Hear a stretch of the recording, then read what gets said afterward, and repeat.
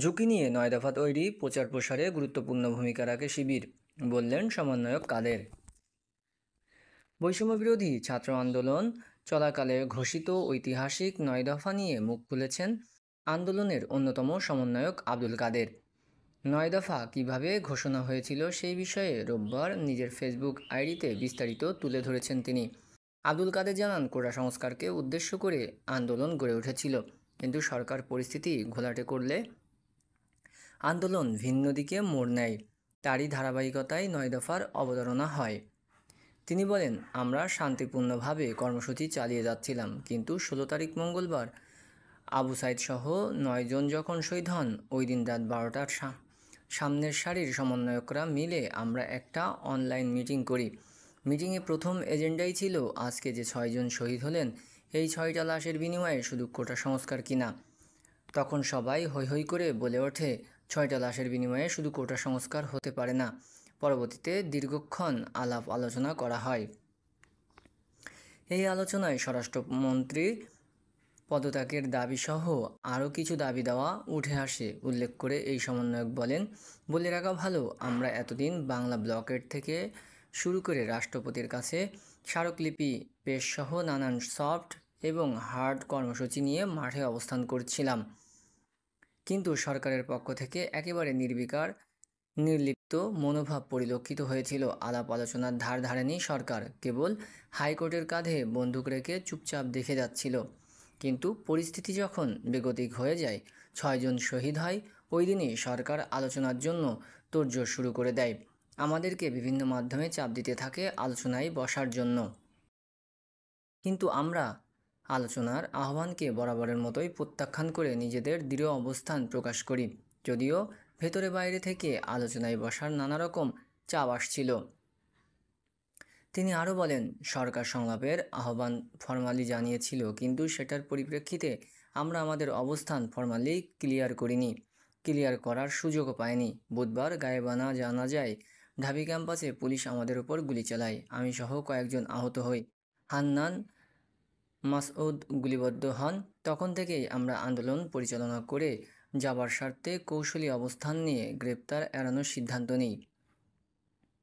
যদিও সরকারের সংলাপকে প্রত্যাখ্যান করে মঙ্গলবার রাতে আমরা কিছু দাবি দেওয়া ঠিক করেছিলাম, কিন্তু পরবর্তীতে সবাই মিলে আলাপ আলোচনা করে সেদিন দাবিগুলো ফাইনাল করব সে সময় পাইনি। তবে আমরা বৃহস্পতিবার মাঠের কর্মসূচি দিয়ে নিজেদের অবস্থান ক্লিয়ার করেছিলাম। বৃহস্পতিবার আমি আর আসিফ ভাই এক বাসা থেকে বিচ্ছিন্ন হয়ে ভিন্ন ভিন্ন গন্তব্যে চলে যাই। ওই দিন 18 তারিখ রাতেই ইন্টারনেট বন্ধ করে দেয় সরকার। আমরাও কর্মসূচি চলমান রাখতে, গ্রেপ্তার এড়াতে বারবার জায়গা পরিবর্তন করে বেড়াচ্ছি। কারোর সাথে তেমন কোনো যোগাযোগ করতে পারছি না। আন্দোলনের শুরুতে নাহিদ ভাই আমাকে ডেকে নিয়ে এক লোকের সঙ্গে মিট করায় এবং পরবর্তীতে আন্দোলনের পারপাসে একাধিকবার ওই লোকের সঙ্গে যোগাযোগ হয়। পরবর্তীতে জানতে পারি তিনি ঢাবি শিবিরের ছাত্র আন্দোলন বিষয়ক সম্পাদক ছিলেন, কিন্তু তখনও শিবিরের সভাপতি এবং সেক্রেটারির সঙ্গে ওইভাবে যোগাযোগ হয়নি।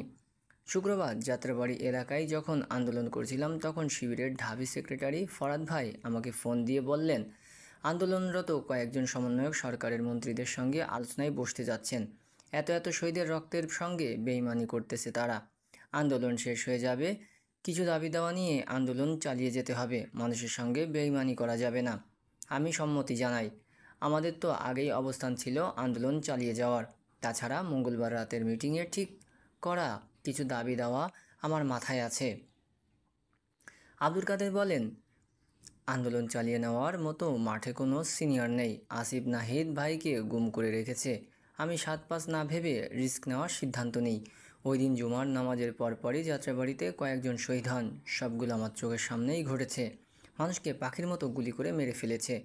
এটা আমি কোনোভাবেই মেনে নিতে পারছিলাম না। তাছাড়া দীর্ঘদিন জেল জুলুম হামলা মামলার শিকার হয়ে হাসিনা এমন অবিচারের বিরুদ্ধে কথা বলে গেছি, মাথা নত করিনি। আমার পরিণতি কী হবে সেটা ক্ষণাক্ষরেও কল্পনা করিনি। চোখের সামনে মানুষ মেরে ফেলেছে, মানুষের কথা চিন্তা করে নিজের জীবনের কথা ভাবার সময় পাইনি। গত ৪-৫ বছর ক্যাম্পাসে ছাত্রলীগ ফ্যাসিবাদের বিরুদ্ধে দীর্ঘ লড়াই আমাদেরকে ধীরতা ধরে রাখার শিক্ষাই দিয়েছে। দেশের এই ক্রান্তিলগ্নে হাল ধরার সিদ্ধান্ত নিই। যাই হোক, কিছুক্ষণ বাদে শিবিরের সেক্রেটারি আমাকে আবার ফোন দিলেন, বললেন কিছু দাবি দেওয়া খসড়া আকারে করেছি, তোমার সঙ্গে আলোচনা করি। আমাদেরও যেহেতু আগেই আলোচনা হয়েছিল অনেকগুলো দাবির ব্যাপারে, সেগুলো তখন ওনার সঙ্গে আলোচনা করে সম্মিলিতভাবে তৈরি হয় 9 দফা। তিনি একে একে কিছু দাবি বলেন, যেগুলো খুব কমন দাবি দেওয়া, যেমন স্বরাষ্ট্রমন্ত্রীর পদত্যাগ, ছাত্র হত্যার সঙ্গে জড়িত পুলিশ প্রশাসনকে বরখাস্ত, সন্ত্রাসীদের বিচারের আওতায় আনা, ভিসির পদত্যাগ, যেগুলো 6 জন শহীদ হওয়ার পর মঙ্গলবার রাতে বৈঠকের আলোচনাতেই আমরা ভেবেছিলাম। এছাড়া মানুষজন ও সোশ্যাল মিডিয়ায় এমন কিছু দাবি দেওয়া জানিয়ে আসছিল। শেষের দিকে শিবিরের সেক্রেটারি একটা দাবি অ্যাড করলেন, ক্যাম্পাসে ছাত্র রাজনীতি নিষিদ্ধ করতে হবে। এটা আমি মানি নাই। দীর্ঘক্ষণ আলাপ আলোচনা হলো। পরে আমি বললাম, ঢালাওভাবে ছাত্র রাজনীতি নিষিদ্ধ করা যাবে না, এক্ষেত্রে লেজুর ভিত্তিক ছাত্র রাজনীতি নিষিদ্ধের কথা বলতে পারেন। পরে সেটাই হলো, লেজুর ভিত্তিক ছাত্র রাজনীতি নিষিদ্ধ করতে হবে। এই হলো 9 দফা তৈরির পেছনের গল্প। তবে 9 দফা তৈরি প্রচার প্রসারে গুরুত্বপূর্ণ ভূমিকা রেখেছিল শিবির। যেহেতু নেট নেই, গোলাগুলি কারফিউয়ের মধ্যে জীবনের ঝুঁকি নিয়ে সশরীরে হাউজে হাউজে পৌঁছে দিয়েছে। বিদেশি সাংবাদিকদের কাছে পৌঁছানোর ব্যবস্থা তারাই করেছে। আমাকে নতুন একটা সিম এবং মোবাইল কালেক্ট করার পরামর্শ দিল তারা। আমি স্টুডেন্টদের বাসা থেকে সিম নিয়ে ওই নম্বরটা 9 দফা সম্বলিত প্রেস বিজ্ঞপ্তির সঙ্গে দিয়ে দিলাম। ওই দিনই সন্ধ্যায় বাসা থেকে 4-5 কিলো দূরে হেঁটে গিয়ে পরিচিত সাংবাদিকদেরকে ফোন দিয়ে 9 দফার বিষয়টা জানালাম। টুকটাক ছাত্র রাজনীতি করার সুবাদে ক্যাম্পাসের সাংবাদিকদের সঙ্গে আমার পরিচয় ছিল। তো ওই রাতে তাদের অনেককে এক একটা করে দফা বাটন ফোন দিয়ে মেসেজের মাধ্যমে দাবিগুলো লিখে পাঠাচ্ছি। পুরো 9 দফা দাবি একসঙ্গে মেসেজে পাঠানো যায় না। কাউকে আবার মুখে বলে দিয়েছি, তিনি লিখে নিয়েছেন।